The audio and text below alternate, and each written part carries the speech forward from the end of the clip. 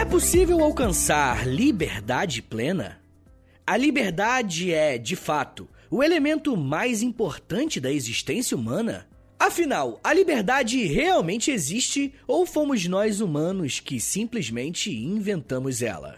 Essas são apenas algumas perguntas que podemos nos fazer quando estudamos com mais detalhes o que é o liberalismo, uma das correntes políticas e filosóficas mais importantes e mais presentes no debate público.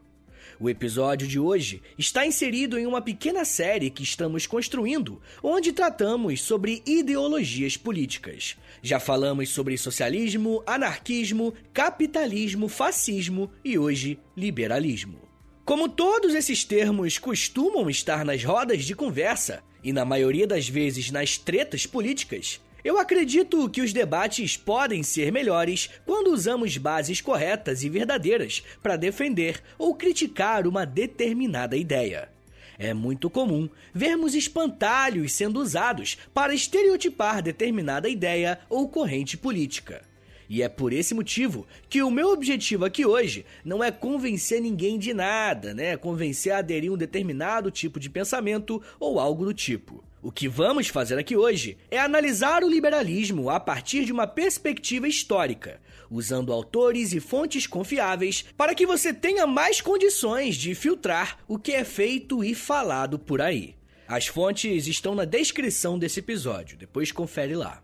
Bem, uma das primeiras coisas que precisamos ter em mente ao longo desse episódio é que o liberalismo é composto de muitas vertentes e muitos aspectos diferentes ao longo do tempo. O que eu quero dizer é que é um erro achar que o liberalismo do século XX é o mesmo do século XVIII ou do XIX. Então o momento que estamos estudando é muito importante. Mas, gente, se formos tentar traçar a origem do que hoje chamamos de liberalismo clássico, Ou seja, a origem dessa corrente de pensamento, podemos ir lá para o século XVII, mais especificamente nas chamadas revoluções inglesas. Esse fenômeno inglês foi marcado pelo crescimento de um grupo político que estava em ascensão. Esse grupo era a burguesia. A Inglaterra, antes das revoluções, era governada por uma monarquia absolutista. Num outro momento podemos entrar em mais detalhes e discutir o conceito de absolutismo. Mas o que precisamos saber para esse episódio aqui é que a Inglaterra era mais uma das monarquias existentes na Europa, que desfrutava de muitos privilégios que a imensa maioria da sociedade nem sonhava que existia. Além disso, o monarca tinha um poder político muito influente na economia, podendo interferir nos preços e câmbios, sem falar em aspectos mais básicos do cotidiano da população. Só que essa forma de governar também tinha uma sustentação filosófica. Eu acredito que em algum momento da sua vida você já deve ter escutado alguma coisa a respeito de Thomas Hobbes e o seu trabalho muito famoso chamado Leviatã. Para Hobbes, o ser humano naturalmente era violento, pois não tinha nenhuma regulação moral para controlar esse instinto primitivo. Para Hobbes, a melhor solução para controlar a violência do ser humano e, consequentemente, impedir que ele se mate era a presença de um Estado forte e com poderes coercitivos. De acordo com o seu pensamento, essas duas características seriam humanamente alcançáveis, mas somente em uma monarquia absolutista.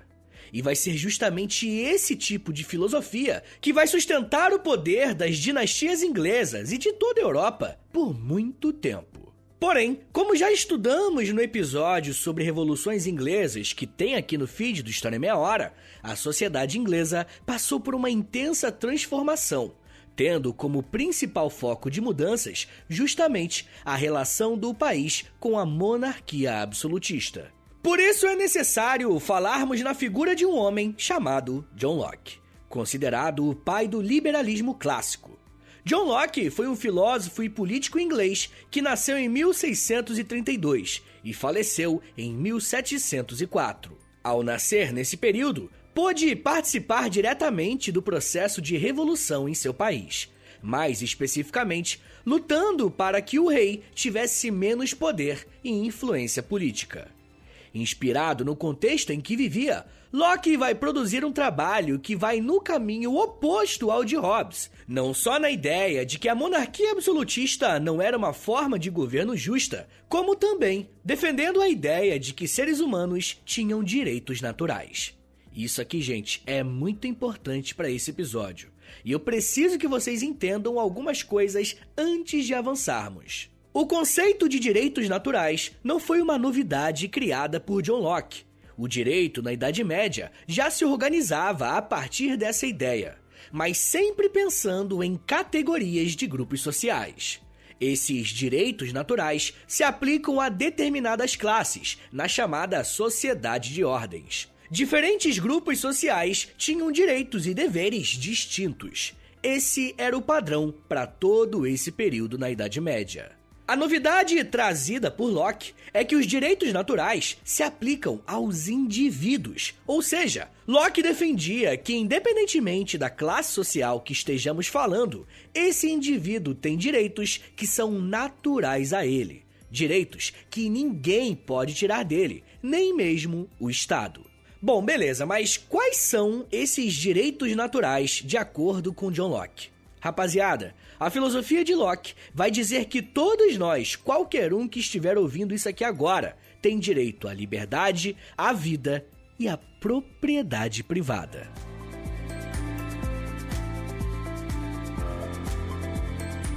Quando falamos em ideologias políticas, temos que fugir de um erro muito comum: achar que determinado tipo de pensamento nasce no vácuo.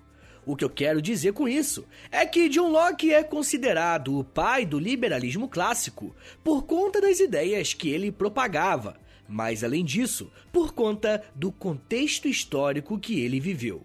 Como eu disse até aqui, a Inglaterra estava vivendo sob uma monarquia absolutista. Os reis e as rainhas da Inglaterra tiveram vários embates com o parlamento em diversas esferas, desde questões políticas até divergências religiosas. Para vocês terem uma ideia, a Inglaterra entrou em uma guerra civil, porque o parlamento se recusou a permitir que o rei usasse o exército para entrar em uma guerra religiosa. Além disso, a monarquia inglesa era entendida por grupos sociais, como a burguesia, como alguém que limitava a sua ação política e impedia que eles crescessem economicamente. O que eu quero dizer com isso, gente, é que quando John Locke vai defender que nós temos alguns direitos que são naturais, ele está se colocando contrário ao absolutismo monárquico. Em outras palavras, podemos dizer que o liberalismo clássico é um liberalismo que se preocupa com o absolutismo. Para você entender como que a corrente filosófica está intimamente ligada ao contexto histórico, olha só o que o pensador José Guilherme Melchior disse a respeito disso. Abre aspas. Por consenso histórico, o liberalismo surgiu na Inglaterra, na luta política que culminou na Revolução Gloriosa de 1688 contra Jaime II. Os objetivos dos vencedores da Revolução Gloriosa eram tolerância religiosa e governo constitucional.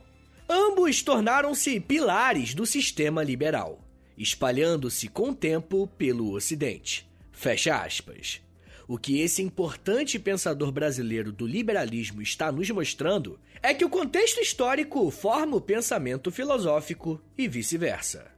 Quando John Locke afirma que todo indivíduo tem direito à liberdade, ele está pensando tanto em liberdade religiosa quanto em liberdade política, de liberdade de expressão. Mais uma vez, citando o contexto histórico, os reis ingleses perseguiram alguns cristãos calvinistas, como o próprio Locke. E por isso essa noção de liberdade vai ser tão importante. E é legal deixar claro que, para Locke, essa ideia de exercer a sua liberdade de maneira plena vai ter um limite, que é a liberdade do seu próximo, ou daquele que vive com você em sociedade. Como pertencente a uma burguesia que está em ascensão, o liberalismo clássico vai defender a propriedade privada, ou seja, o direito de adquirir e possuir terras e posses sem a interferência do Estado. E esse ponto é um dos mais importantes, não só para o liberalismo clássico, como também para as outras correntes desse pensamento que virão em seguida. Mesmo que existam diversas vertentes do liberalismo, em nenhuma delas a propriedade privada é questionada. E o que eu quero dizer com isso é que liberalismo é algo completamente diferente do socialismo, que defende o fim da propriedade privada. Portanto, podemos entender o liberalismo, independente das suas vertentes, como uma ideologia capitalista, pois defende a propriedade privada como um direito inalienável. E por fim, John Locke acredita que todos nós temos direito à vida, e é por isso que quando alguém viola esse direito, precisa ser punido. Quando falamos em liberalismo, um erro bem comum que as pessoas acabam reproduzindo é a ideia de que liberalismo vai ser sempre contrário ao Estado. Isso não é verdade. O próprio John Locke, em seu livro O Segundo Tratado sobre o Governo, vai apontar quais são as bases de um Estado. Para Locke, são os indivíduos que criam um Estado, e não o contrário. Na prática, isso quer dizer que o indivíduo veio antes do Estado e das formas de governo, e por isso os seus direitos são naturais.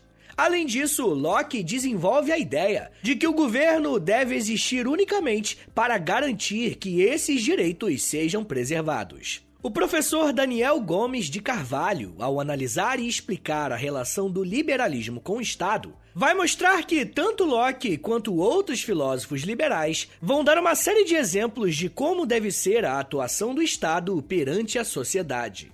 Para o professor, alguns autores comparam um Estado a um agente de trânsito. A função de um agente de trânsito no meio da rua não é dizer para onde os carros têm que ir, mas trabalhar para que os carros não batam uns nos outros. Podemos dizer que o Estado tem como função garantir que as pessoas não se matem, não violem a propriedade uns dos outros e nem limitam ou impeçam que a liberdade e livre escolha de cada indivíduo seja praticada.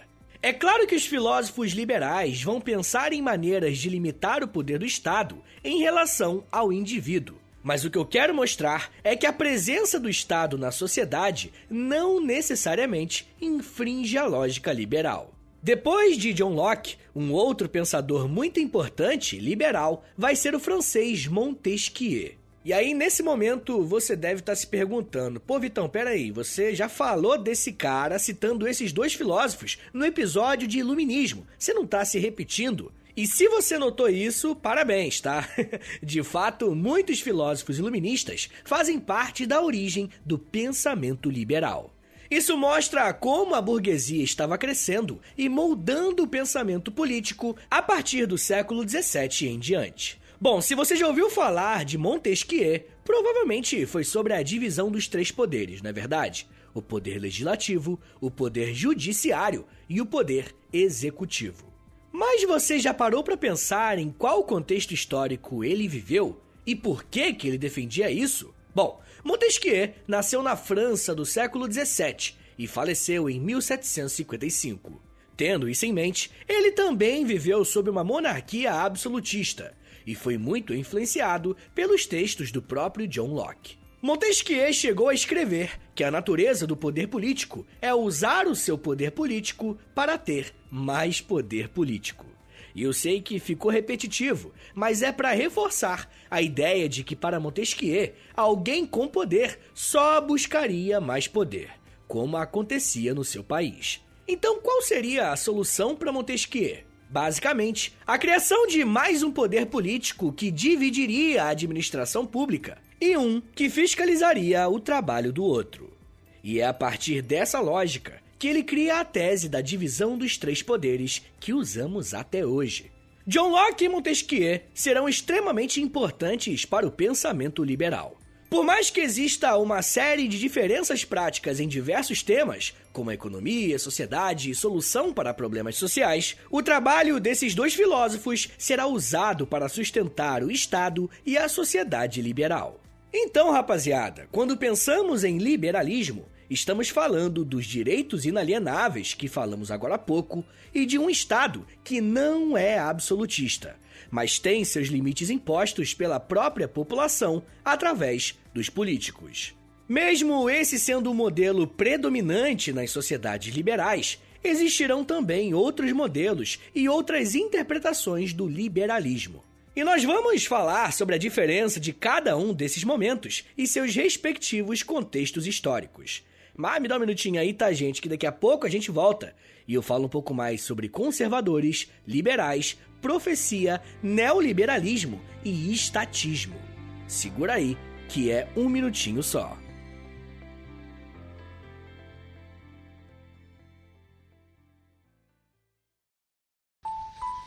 Eu sempre sonhei em poder viver de criação e de educação. E graças ao apoio de vocês lá no Apoia-se, isso se tornou realidade. Entre em apoia.se/História em Meia Hora, que com 10, 20 ou 30 reais por mês, você não só contribui para esse trabalho continuar acontecendo, como também recebe recompensas exclusivas para os apoiadores. Com 10, você tem acesso a um podcast semanal exclusivo. Eu me aprofundo em um tema de um dos episódios da semana e envio diretamente para o seu e-mail através do Apoia-se. Já tem mais de 70 episódios por lá e você vai receber acesso a todos eles. Além do podcast exclusivo, com 20 reais, você também recebe acesso ao nosso Clube do Livro. Todo mês nós lemos um livro sobre história e conversamos no grupo do Telegram. E depois de 30 dias, fazemos uma call no Zoom para compartilharmos as nossas impressões. E com 30, além das recompensas anteriores, eu te adiciono no meu Amigos Próximos no Instagram, onde publico conteúdos diários com curiosidades históricas, tanto no @História em Meia Hora, quanto no @Prof. Vitor Soares. E se você tiver alguma dúvida sobre o apoio, é só entrar em contato comigo pelo e-mail historiaemmeiahora@gmail.com. apoia.se/História em Meia Hora. É apoia.se/História em Meia Hora. Valeu, gente!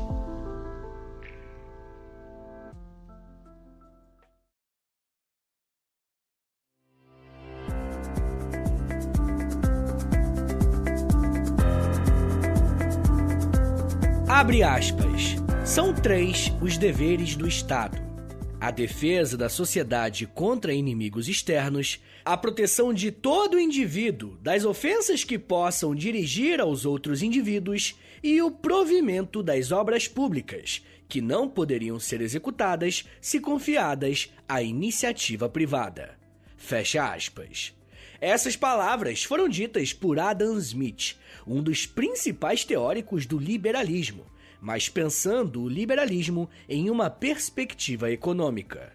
Adam Smith foi um brother que teve uma produção acadêmica bem respeitável e é considerado o pai do liberalismo econômico. Eu trouxe esse trecho para reforçar a ideia de que o liberalismo não nega a existência do Estado, mas deseja que ele esteja controlado ou alocado em apenas alguns setores da sociedade. Mas para compreender qual é a contribuição de Adam Smith para a lógica liberal, também precisamos analisar o contexto que ele viveu. Smith nasceu no Reino Unido em 1723 e vai falecer em 1790, ou seja, ele acompanhou praticamente o surgimento da Revolução Industrial. Adam Smith vai ser um crítico do mercantilismo, que era o modo de produção vigente naquele período. No mercantilismo, o Estado tem um papel central na regulação de preços e no protecionismo econômico. Só que Adam Smith vai ser totalmente contra esse modelo econômico e vai defender que a riqueza de um país está na sua capacidade de produzir bens. E precisamos lembrar que quando ele escreve isso, estamos no início da Revolução Industrial. Ele então vai dizer que quem precisa ser capacitado para produzir são os cidadãos e não o Estado. Mais uma vez, vemos uma valorização do indivíduo em relação ao Estado. Adam Smith foi um dos primeiros a levar os princípios do liberalismo filosófico e jurídico para a economia. Será após o trabalho de Adam Smith que economistas como Davi Ricardo e até Karl Marx irão sustentar as suas teses econômicas e filosóficas. Bom, mas o liberalismo vai passar por uma segunda fase bem importante. Até agora, estamos focando bastante no que está acontecendo no Reino Unido e nas suas transformações sociais e políticas. Um próximo pensador muito importante para o pensamento liberal vai nascer na Irlanda. Estamos falando de Edmund Burke. Burke foi um pensador e político irlandês que nasceu em 1727 e faleceu em 1797. Burke teve um papel fundamental na política britânica ao criticar os abusos do rei George III em relação às 13 colônias aqui na América.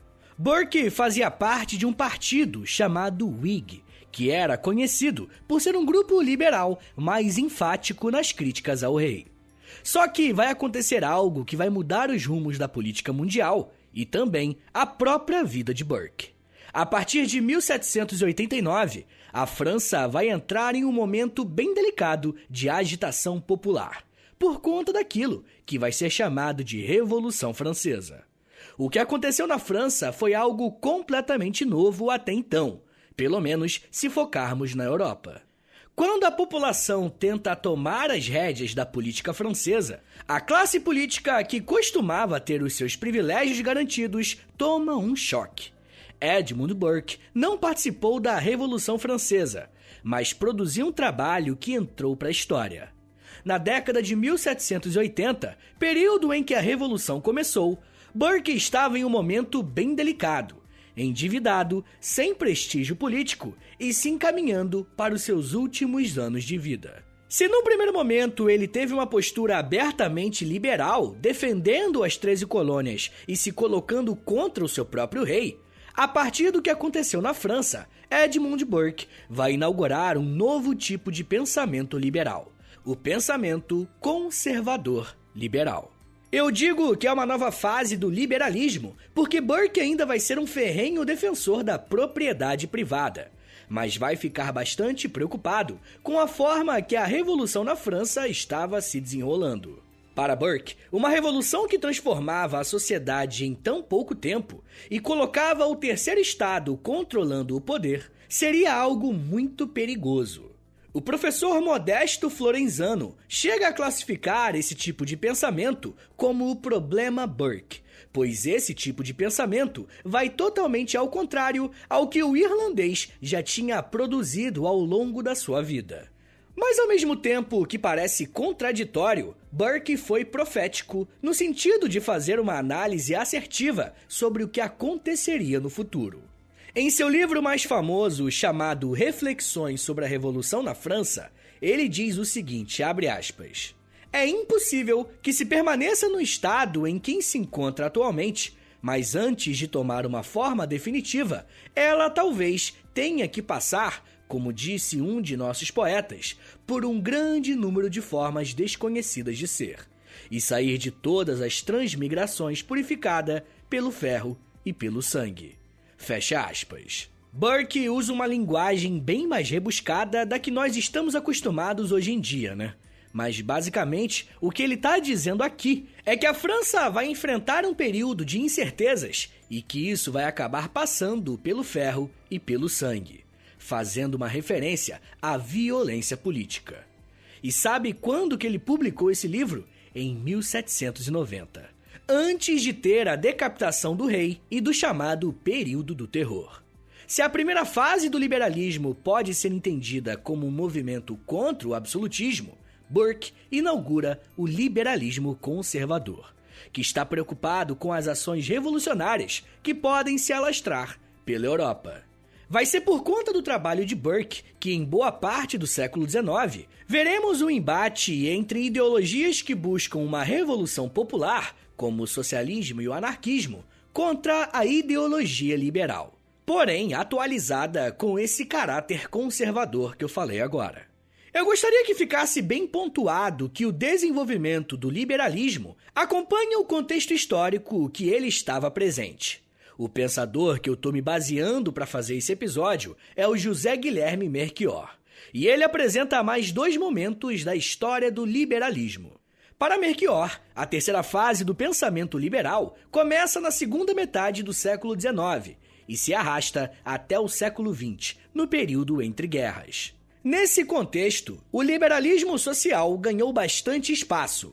Ao longo desses anos, pensadores liberais começaram a pensar em formas de corrigir algumas distorções sociais para que o coletivo pudesse se desenvolver de maneira plena. Autores como Henry Maine, Albert Dicey e Francis Charles Montague foram liberais que defenderam que o Estado deveria agir para diminuir essa diferença entre os cidadãos de uma mesma sociedade. Melchior resume o pensamento deles da seguinte forma, abre aspas, a livre competição deixava impotentes os fracos, mas na sociedade, os fracos estão longe de serem os piores. De qualquer forma, diferentemente do que acontece na natureza, em sociedade as vítimas da evolução não são inteiramente eliminadas, porém, permanecem como um peso morto no corpo social. Então, por que não os ajudar? Especialmente porque a sua degradação termina por prejudicar o conjunto. Fecha aspas. Serão esses autores que vão ser usados pelo economista John Maynard Keynes para basear a sua teoria de como o Estado pode contribuir para o desenvolvimento da economia e, consequentemente, para o bem-estar da população. O chamado Estado de Bem-Estar Social nada mais é do que uma teoria liberal, pois continua defendendo a propriedade privada dentro da lógica capitalista, mas com uma preocupação social em benefício daqueles que não conseguem acompanhar o ritmo da competição do livre mercado. A terceira fase do liberalismo é marcada pela defesa do Estado intervir contra a pobreza. Por fim, Melchior argumenta que existe uma última etapa do liberalismo, conhecida popularmente como neoliberalismo. Essa corrente política vai se desenvolver no período que chamamos de Guerra Fria, e os pensadores dessa linha vão ter na figura da União Soviética o seu principal antagonista. A preocupação com o estatismo, ou seja, a presença forte do Estado na economia, como acontecia na sociedade soviética, vai influenciar pensadores como Milton Friedman, Ludwig von Mises e Friedrich Hayek. A escola neoliberal vai afirmar que o Estado é o principal problema de uma sociedade e, por isso, ele deve ser reduzido ao máximo. Seja em gastos com o próprio governo, seja na interferência na vida particular de um indivíduo. Vai ser no neoliberalismo que o Estado será encarado como o principal inimigo a ser vencido. Justamente porque os autores que defendem essa tese estão com os olhos diretamente apontados para a União Soviética. Durante esse período, os governos vão começar a falar em privatização, redução de imposto e tudo que enxugar a máquina estatal. E por ser a fase do liberalismo mais recente, é a que mais influencia na forma de pensar da nossa sociedade. E por isso, achamos que o neoliberalismo é o liberalismo como um todo. Mas isso não é verdade. É preciso entender cada fase dessa ideologia a partir dos seus autores dentro do próprio contexto histórico. Se fôssemos resumir em algumas frases, o liberalismo clássico defendia direitos inalienáveis em contrapartida à monarquia absolutista. O liberalismo conservador estava preocupado com o avanço de revoluções radicais que poderiam colocar em risco o direito à propriedade privada. O liberalismo social defende que o Estado atue para corrigir algumas distorções sociais, como a pobreza e a miséria, e, por fim, o neoliberalismo, que é contra o estatismo e acredita que quanto menor for o tamanho do Estado, mais chances a população tem de se desenvolver. O que eu fiz nesse episódio foi um grande panorama da história do pensamento liberal ao longo dos séculos. Obviamente, isso aqui é apenas uma introdução ao assunto, tá? E vocês podem pedir lá no Instagram para que eu me aprofunde em uma linha específica de alguma ideologia que a gente já tratou aqui. Ou até que eu fale mais sobre algum determinado filósofo, como Montesquieu ou John Locke. É só entrar no @História em Meia Hora lá no Instagram e comentar no último post, que eu vou saber que vocês querem. E ainda gera engajamento pra mim, olha que legal. Mas eu gostaria de separar essa parte final para falar de alguns princípios liberais que não podem ser mal interpretados e algumas críticas que fazem a essa ideologia. Quando se pensa em economia e em como reduzir as desigualdades ou pobreza, acredita-se que quando alguém começa a ganhar dinheiro, inevitavelmente outra pessoa está perdendo. De acordo com o pensamento liberal, essa lógica está errada, tá? De acordo com o liberalismo, uma sociedade sempre aumenta a riqueza existente. A questão é que alguns desfrutam mais que outros dessa riqueza produzida. Essa lógica está atrelada a um estudo que eu já tratei aqui, mostrando como que depois da Revolução Industrial, a renda média do mundo aumentou consideravelmente. Até os países mais pobres se desenvolveram economicamente. E é claro que essas estatísticas são uma média. E dentro de cada país, o índice de desigualdade é perceptível. Mas os liberais defendem que o mundo está progredindo em uma lógica de enriquecimento.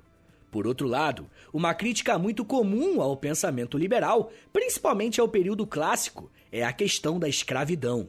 O liberalismo clássico convivia muito bem com a lógica da escravidão, e muitas pessoas apontam isso como uma incoerência nessa ideologia.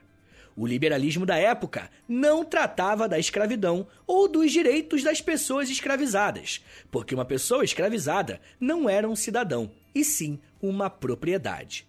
E isso faz toda a diferença para os liberais da época. Lembram-se quais eram os 3 direitos inalienáveis? Vida, liberdade e propriedade privada. E sim, isso é uma contradição, porque a vida e a liberdade da pessoa escravizada está completamente deixada de lado em nome da propriedade privada. O que a gente percebe que é constante na defesa do liberalismo, independentemente do período ou de qual fase do liberalismo estamos estudando, é a defesa à propriedade privada. Isso qualquer liberalismo que eu citei por aqui defendeu com unhas e dentes. Para finalizar o episódio, o liberalismo não é uma ideologia política que é totalmente contra o Estado e odeia a gente pobre. Isso é um espantalho, como eu falei ao longo do episódio. O que os liberais mais defendem é que cada pessoa tenha plena liberdade de fazer as suas escolhas, de produzir as suas riquezas, sem a interferência estatal sobre a vida delas. Concordando ou não, compreender essas questões é um bom começo para fazermos um debate mais justo e honesto.